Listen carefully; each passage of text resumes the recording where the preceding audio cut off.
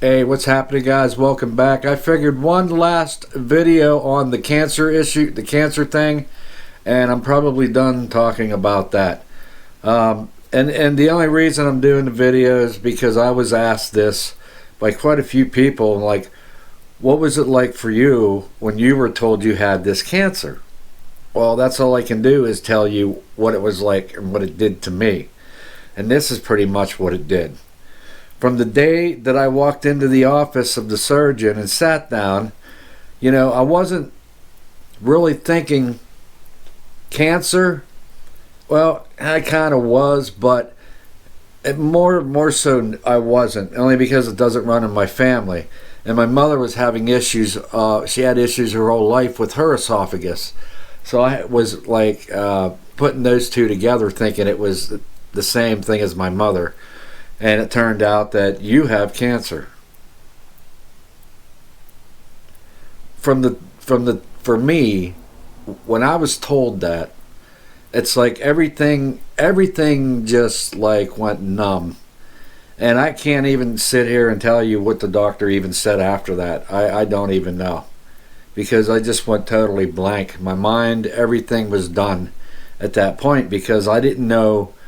It's kind of scary. It's scary when you're told this. And I'm like, well, what stage am I? And it's, you had to wait for the results for that, which was kind of a brutal cycle, not knowing. Turned out that it was a stage 3.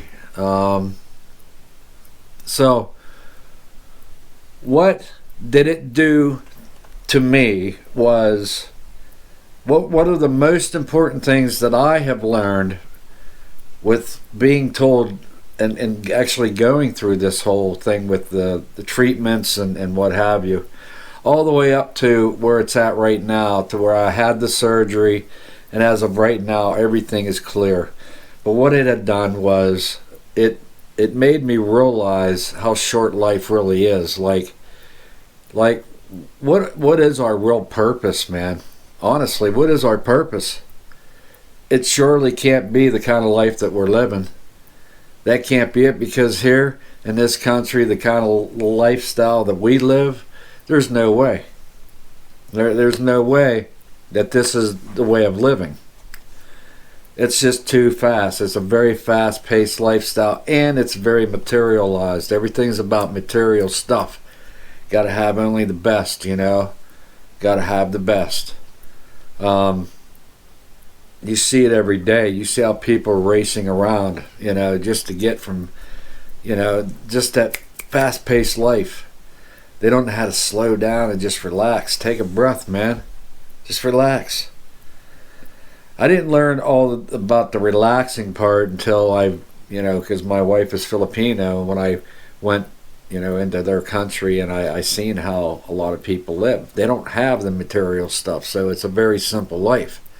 And yeah, they know how to slow down, and they know how to just enjoy other people's company, and we lost all that here, man.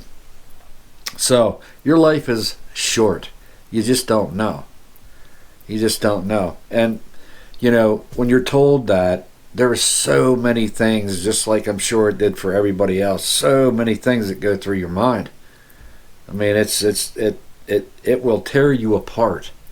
It'll tear you apart. It gets down to where, you eventually do lose your job because, well, you can't blame your employer. I mean, if you can't return back to work within the time that you're given, then you got to move on. So that the other thing that it did for me was I thought about death. I thought about death in ways that I never thought I could. And I'm sorry, but when I didn't know what stage I was, that was the part that was really brutal on the mind, not knowing. Okay. So now there is it'll take you into some really dark places, but you just have to You got to be strong. And 3,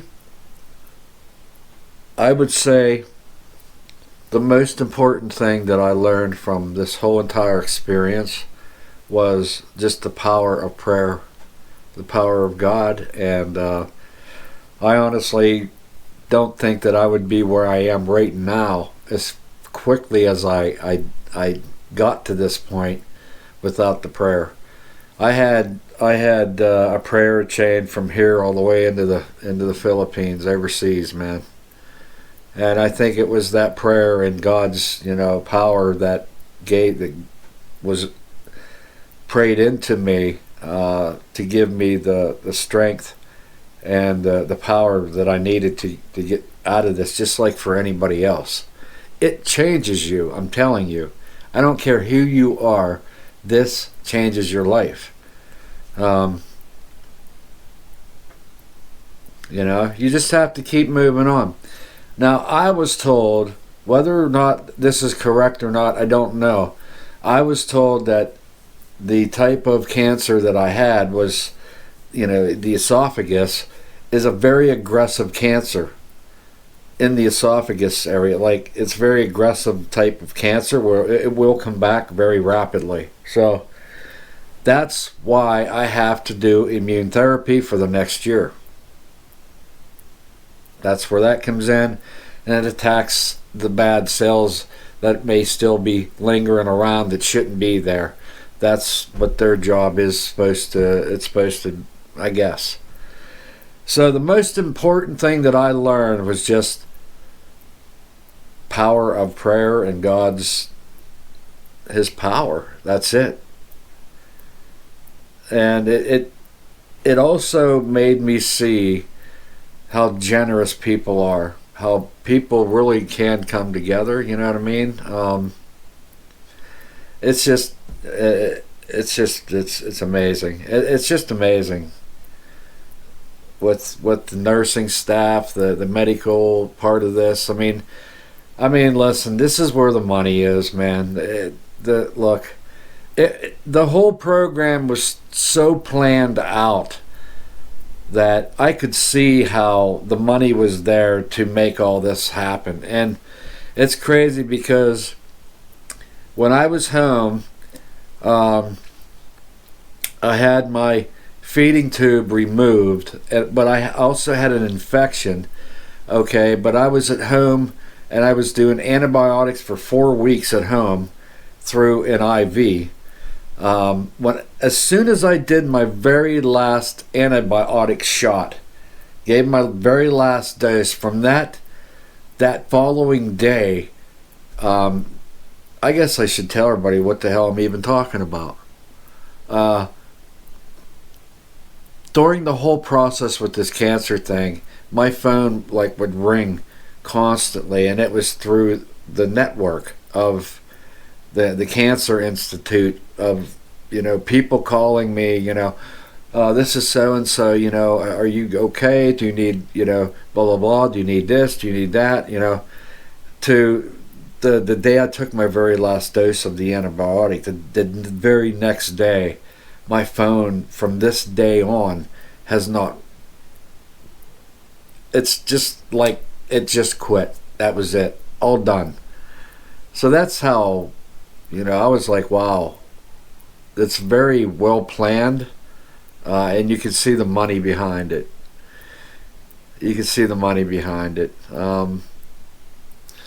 What I do is I don't, it's not right to the patient that, see, I got to go like I said, every 2 weeks still to have an IV put in me, to have this 30-minute, session with the immune therapy, and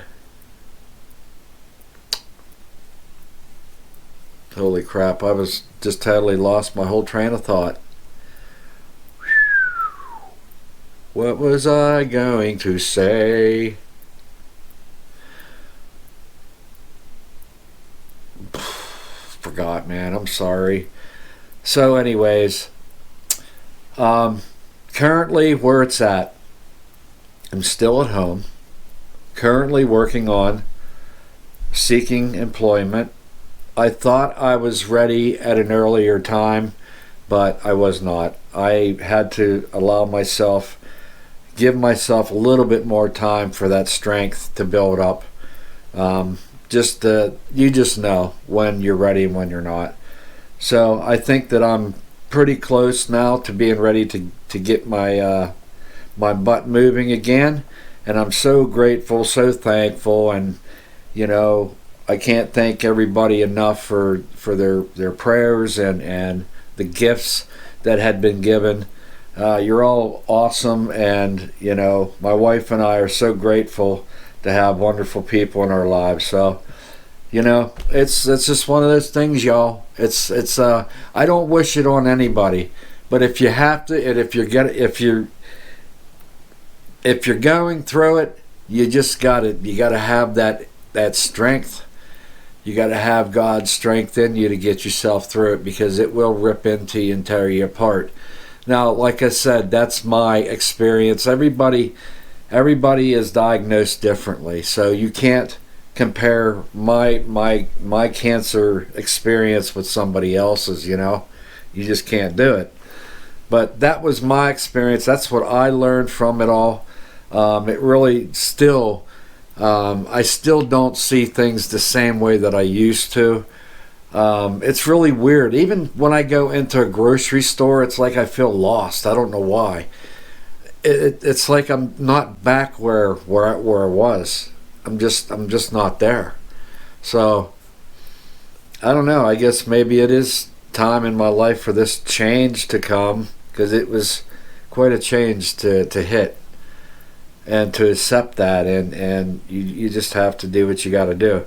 But anyhow, I'm grateful and thankful to have you guys, and don't forget to subscribe, man. Share the video, leave me a comment, and yeah, I was thinking about getting back into doing review videos with some products that my wife had picked up. Now, some of these products, y'all, I don't really use them, okay, because I'm a guy, and this is like kind of I don't know. I guess I shouldn't say that, because guys use, like, it's a steamer, it's like an iron steamer. It's like a portable take with you to make your clothes really nice and non-wrinkly, and I don't know. I was going to put it to the test. I think I'm going to. I think I need to. I think I'm going to definitely put it to the test. That'll be the next video coming up. But anyhow, you guys rock. Until the next one, I'll talk at you. Peace out. Peace out.